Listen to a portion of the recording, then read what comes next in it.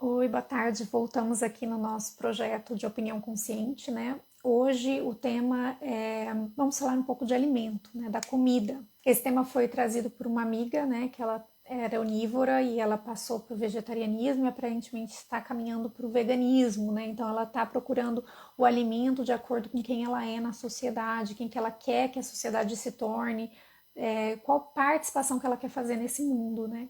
Isso tem muita coerência, tá? Porque o alimento, gente, o alimento sempre foi uma parte importante das culturas, tanto na produção do alimento ou a caça a esse alimento, quanto para a cocção desse alimento, o preparar o alimento para ser ingerido e aquele ambiente de digestão, né? Então, aquele ambiente de digestão muitas vezes é um ambiente sociável, né? Um ambiente que você faz ou em família ou em grupo, ou em algumas culturas muitas vezes sozinho, em silêncio, né? Mas é tudo uma parte da cultura, né? Então o alimento, ele além dele nutrir o seu corpo, ele também é muito importante para nutrir a nossa cultura, nutrir quem nós somos nessa sociedade e quem nós somos no mundo, né? Então esse caminho dessa minha amiga rumo ao vegetarianismo, o veganismo, ele me mostrou isso um pouquinho, falou, gente, o alimento é muito mais. As razões que levaram ela para o vegetarianismo foram umas, pelo que eu entendi, e para o veganismo têm sido outras. Então, as razões pelas quais a gente pensa na nossa nutrição, no nosso alimento, elas extrapolam simplesmente o comer, né, a fome. Né, elas têm todo esses parâmetros culturais, sociais. A gente vai ver que algumas religiões aqui elas têm algumas proibições, né? É diferente, né? O alimento é cultural, tá? Não é só uma questão de nutrição, tá? Isso me lembrou uma música que eu gosto muito, que é dos Titãs.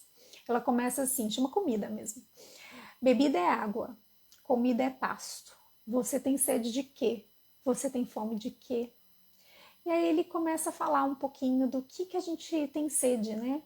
A gente não quer só comida, a gente quer comida, diversão e arte. A gente não quer só comida, a gente quer saída para qualquer parte.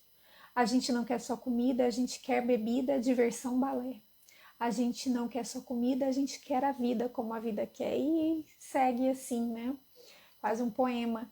E é justamente essa ideia, né? Que o alimento, ele não é só a nutrição. O alimento é toda um aspecto cultural, um aspecto emocional, um alimento. é, a gente fala, né, alimento do espírito, do corpo, né, que é a religião. Então a gente quer muito mais do que simplesmente comida. Só que nós vivemos numa sociedade, gente, em que tá tudo muito rápido, né? Então, antes eu falei para vocês que era produzir, a cocção e a refeição.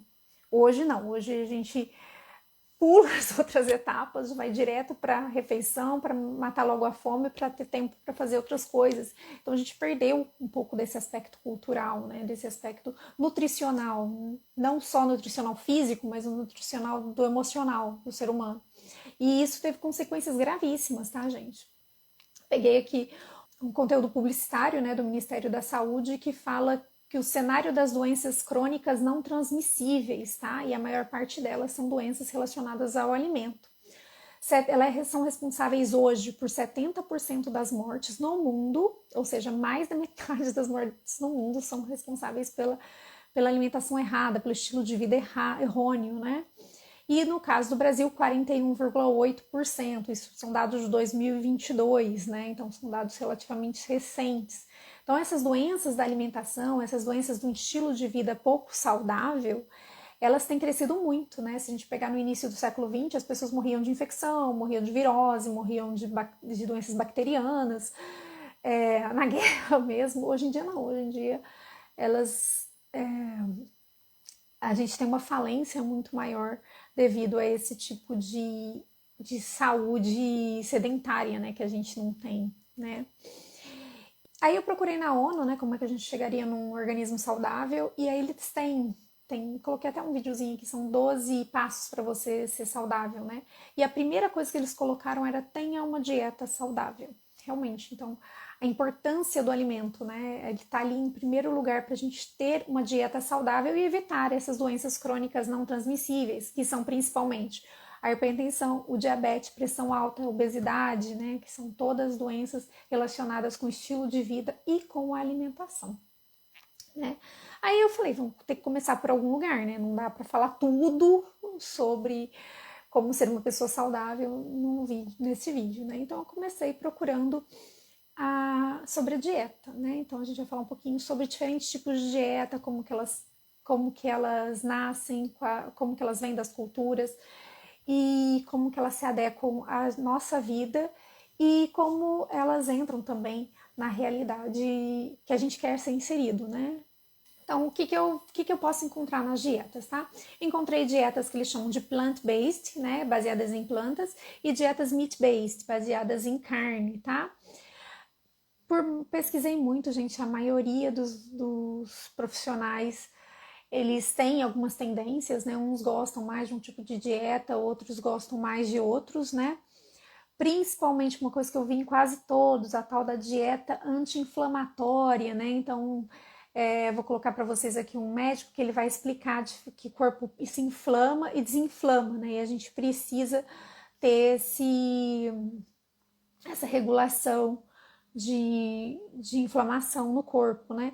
Aí o que seria dieta desinflamatória? Tentar evitar que essa inflamação seja além daquilo que a gente precisa para ter uma vida saudável. O que mais? Eu coloquei aqui, comecei com essa nutricionista, né? Que ela falou um pouquinho sobre dietas e obesidade. Aí ela começou falando e a gente vai falar um pouquinho dessas dietas, tá? A primeira dieta é a dieta mediterrânea.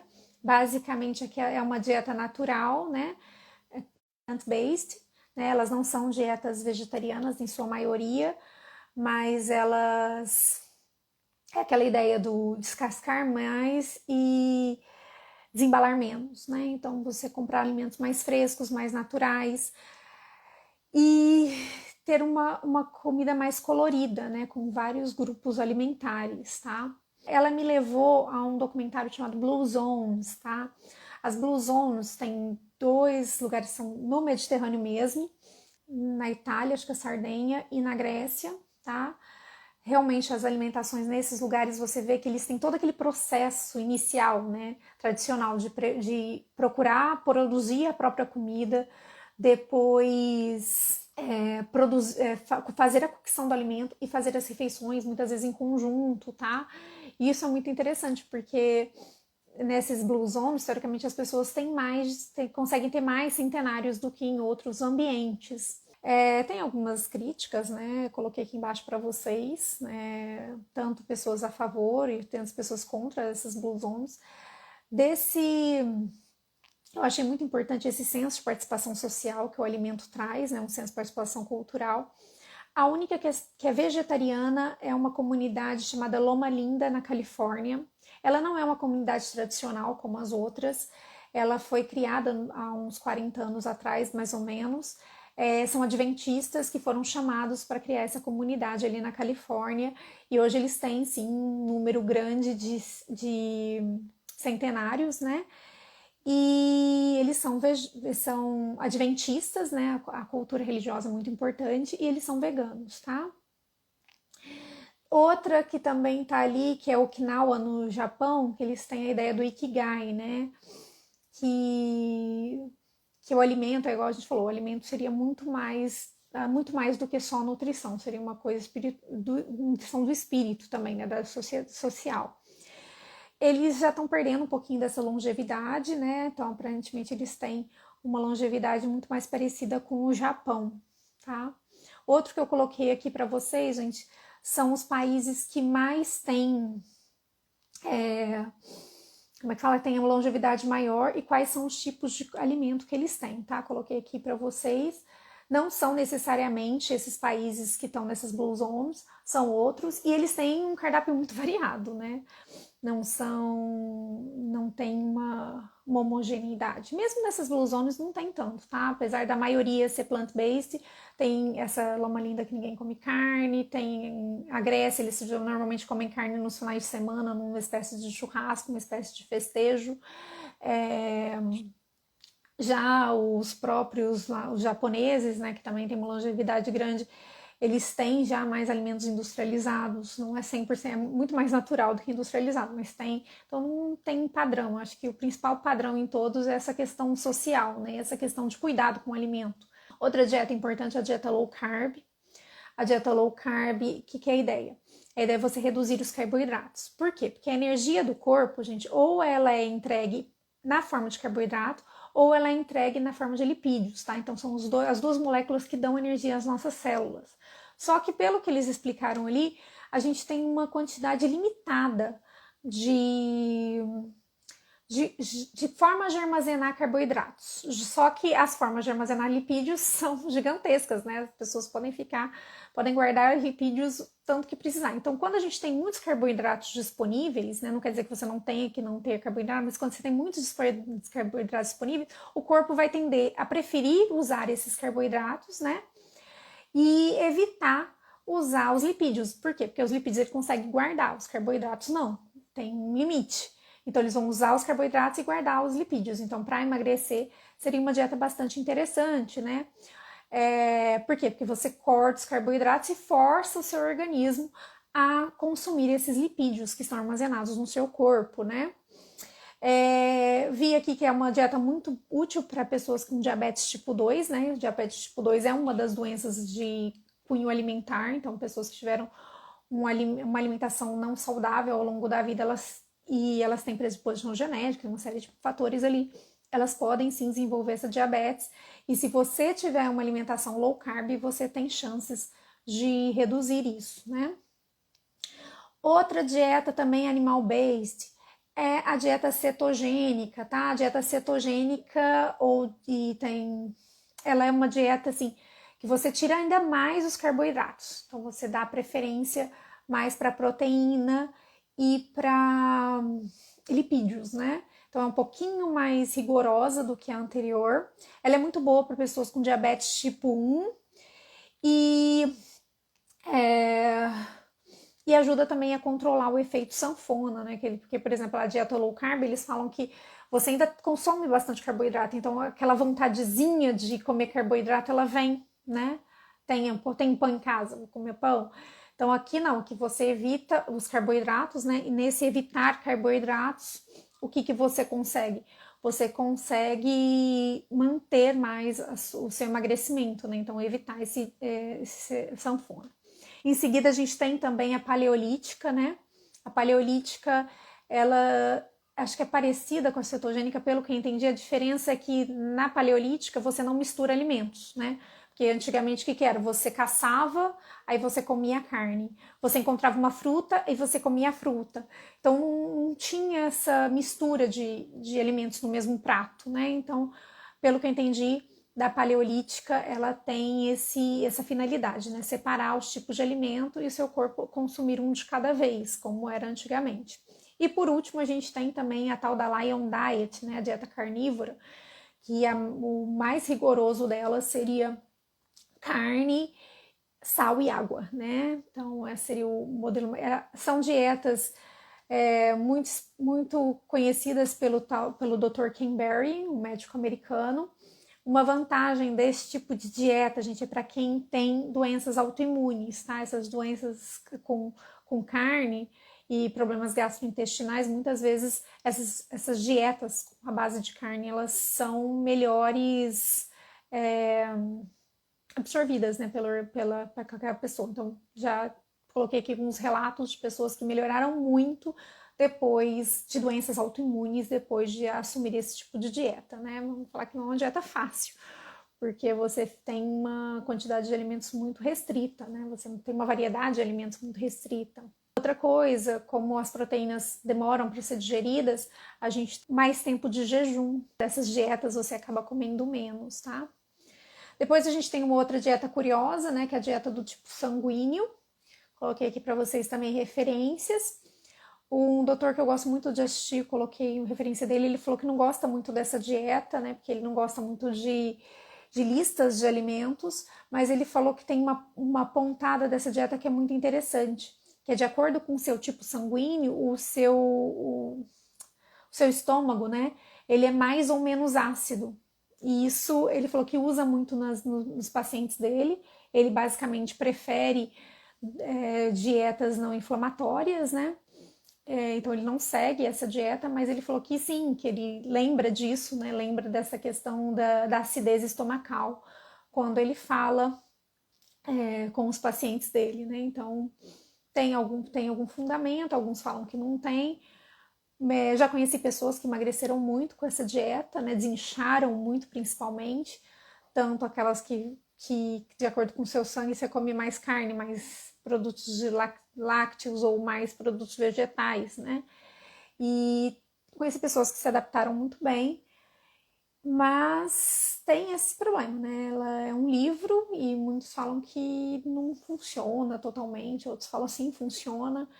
Talvez seja uma questão de adaptação, né? Assim como as animal-based, não funciona para todo mundo, tá? Coloquei ali para vocês algumas pessoas que começaram, que estavam gostando, falaram que no começo era maravilhoso, e aí depois de um tempo, né, já começou a trazer os problemas, né? Depois a gente tem os vegetarianos, né? Então tem uma série de tipos de vegetarianos, eu coloquei aqui embaixo, tá?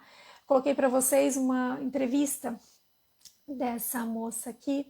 Ela é nutricionista, eu gostei muito porque ela fala assim, eu sou nutricionista para todos. Então, se a pessoa chega para mim e fala, eu tenho esse ou aquele problema alimentar, eu vou olhar por essa pessoa, sabe? Eu vou tentar fazer um cardápio de acordo com essa pessoa, né? Então, achei isso muito legal da parte dela, né? Ela fala, nesse vídeo ela fala os vegetarianos, mas pelo que entendi ela faz isso com todos, né? Então, por exemplo, eu sou uma pessoa que sempre gostei de fazer jejum, né? Então, antes de saber que existia o tal do jejum intermitente, eu já fazia jejum, né? E depois eu descobri que era. E quando eu fiquei grávida, eu fui numa nutricionista. E eu expliquei pra ela que eu fazia jejum. E ela perguntou: ah, tá tudo bem? Não sei o que, você tá bem? Eu falei: tô. Aí eu falei pra ela como é que era o meu alimento, que geralmente eu começava a comer depois das 10 da manhã, que era muito raro eu comer antes, tal, parará. E ela falou: tudo bem. Aí na semana seguinte, quando eu cheguei para pegar meu cardápio, gente, meu cardápio eu tinha 5 refeições e mais uma ceia com muito mais comida do que eu comi. E, gente, eu não consegui comer metade daquilo, porque não fazia parte de mim, sabe? E eu vi que ela não tinha escutado. Ela tinha falado que tudo bem, que eu podia fazer meu jejum, mas ela me deu um cardápio que não tinha nada a ver com aqueles horários que eu passei para ela, sabe? E eu vi que ela não fez uma dieta para mim, ela fez a dieta que ela tá acostumada para todo mundo, e isso é muito ruim, tá? Então, essa nutricionista que eu coloquei aqui falando sobre o veganismo, achei isso bem legal, tá? Da parte dela. Coloquei para vocês também 2 canais veganos que eu gosto bastante, que é o VegTube e o VegFlix, Universo Veg, né? Então eles falam bastante sobre as vantagens de ser vegano, como você criar uma criança vegana, né? Por quê? Porque a criança vegana precisa de um acompanhamento médico, tá, gente? Principalmente até os 2 anos, tá?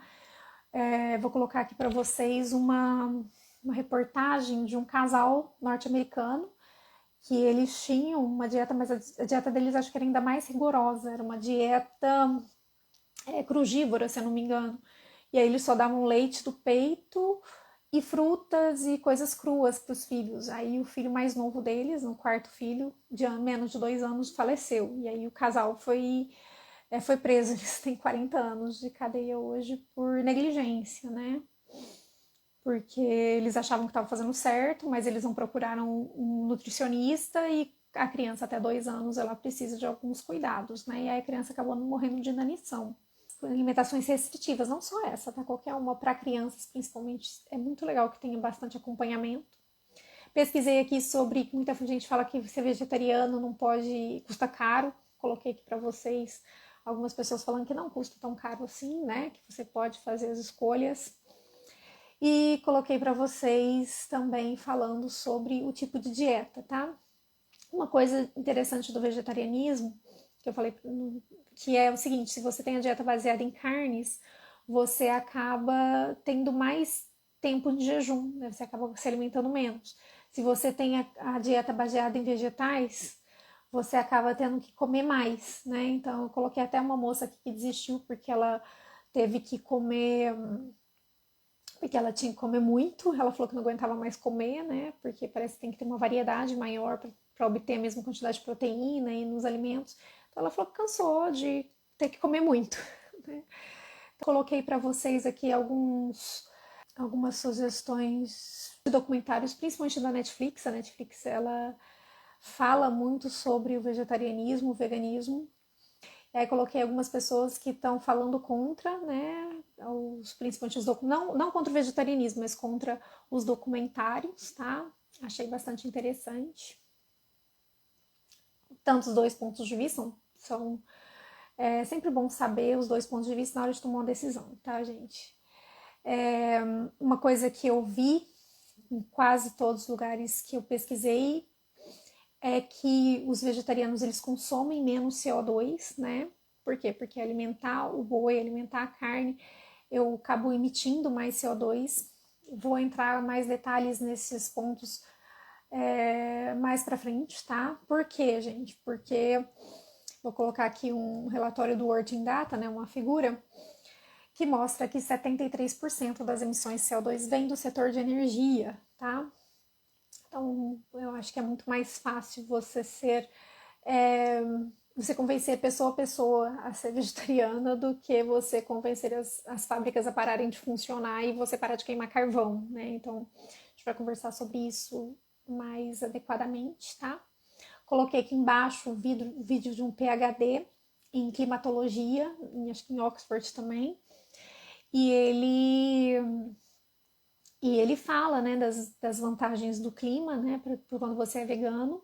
Nesse do PhD, gente, tem uma coisa muito interessante, né, que ele falou que você poderia alimentar 2 bilhões de pessoas com a comida que é desperdiçada. Aí eu achei aqui também no World in Data esse valor, tá? Então, aqui no World in Data, gente, 6% das emissões globais são de comida jogada fora, né? Então, uma coisa que você pode fazer, você está preocupado com o meio ambiente, é parar de desperdiçar comida, né? Então, pensem, eu tô agora lembrando que eu joguei fora um pimentão inteiro, pimentão vermelho, que negócio já é caro, ainda joguei fora. Esqueci dele, murchou e agora tô triste com o pimentão vermelho. Tá, agora a minha opinião sobre os tipos de dieta e o que eu estudei até aqui. A maior parte das dietas, gente, elas não são para sempre, tá? A maior parte das dietas que as pessoas vão fazer é para um período da vida, tá? Então, a menos que elas tenham alguma condição de saúde ou alguma condição regional, né, ou religiosa, dificilmente elas vão fazer essas dietas para sempre, né? Então, são períodos. Então, eu acho que é muito interessante ter acompanhamento de médicos e nutrólogos e nutricionistas para ver o melhor tipo de dieta que você vai ter, né, para sua vida, para sua saúde, tá? Quanto mais radical, pelo que eu percebi, mais difícil é das pessoas irem até o final da vida com essas dietas, tá? Geralmente as dietas menos radicais, elas são mais perenes. Dietas relacionadas à religião, elas costumam ser mais perenes também, né? Por exemplo, os árabes e os judeus, eles têm animais que eles não podem consumir. A gente vai lá em partes da Índia também, tem animais que não podem consumir. Então, são coisas que vai ter pelo resto da vida, tá? Uma coisa interessante que eu também não sabia, eu descobri que acho que nem 30, tá aqui certinho na reportagem, mas nem 30% da população indiana é vegetariana, tá? Eles são, em sua maioria, lacto-vegetarianos, então eles consomem leite. 30%, mas isso é só 30% da população, que é muito, né, gente? 30% de uma população de 1,5 milhão, 1,5 bilhão são o quê? 450 milhões de pessoas, é muita gente vegetariana, né? Alguns são veganos, mas a maioria é vegetariana. Tem muita gente que come carne lá, tá? Tirando carne de vaca, quase todas essas outros 70% da população come carne. Acho que outros 30% comem, tá? 20, 30% comem também vaca, tá? Se eles são principalmente muçulmanos e cristãos. Então, eu sempre soube que a Índia era diversa, mas não sabia que era tão diversa assim. Foi uma experiência legal entender isso, né? Uma coisa muito importante que eu percebi, gente, é que muitos veganos, eles não gostam muito daquele Meat Free Monday. E eu acho que eles vão repensar. Porque o que acontece? Até o Sir... Ai, esqueci o nome dele. Ai, Deus, eu amo ele, mas eu esqueci. Tá aqui. Ele é responsável, eu achei interessante, por exemplo, um vegano, ele não é economizar, ele palavra feia, ele salvaria a vida de 200 animais por ano, né?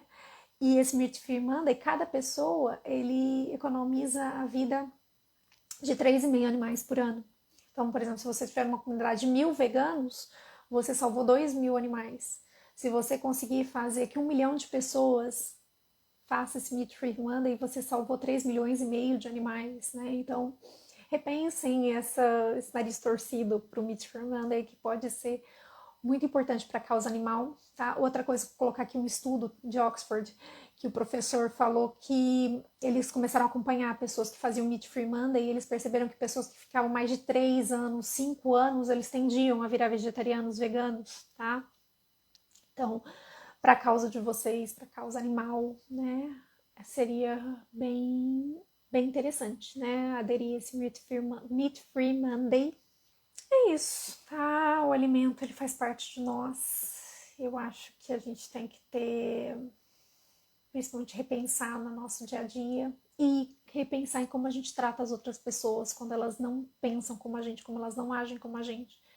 Lembre-se, você sempre pode ter o outro como um pretenso inimigo ou como um provável aliado. Tente sempre ver como um provável aliado, tá? Você vai ver como um dia sem carnes pode fazer muita diferença. E quem sabe essa pessoa, né? Às vezes uma pessoa entra muito tempo num dia sem carnes, e aí daqui a um tempo você oferece ela, que tal você fazer agora as quintas veganas, né? E fazer promoção de quintas veganas em restaurantes. Aqui no Brasil a gente tem uma campanha nas escolas, né? Para Meat Free Monday, então é muito interessante, tá? Nosso próximo encontro eu vou falar sobre agroindústria. Acho que é um tema que condiz com essa linha aqui para a gente tocar.